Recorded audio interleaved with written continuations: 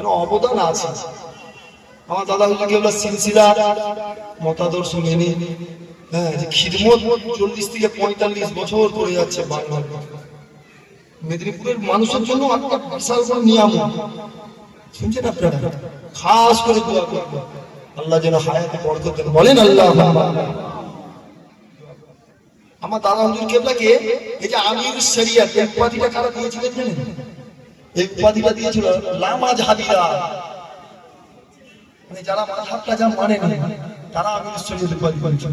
আর বর্তমানে কথা দরবার শরীফের কিসসা কেবলাকে পীর বলে আল্লাহ ওয়ালা বলে বেশি মানে দেওবন্দীদের ভাইরা। আমাদের সিলসিলার মানুষেরা একটু কমই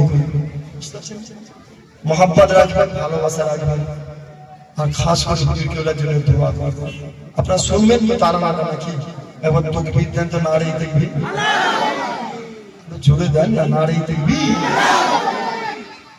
নারে তাকবীর, হিজবুল্লাহ।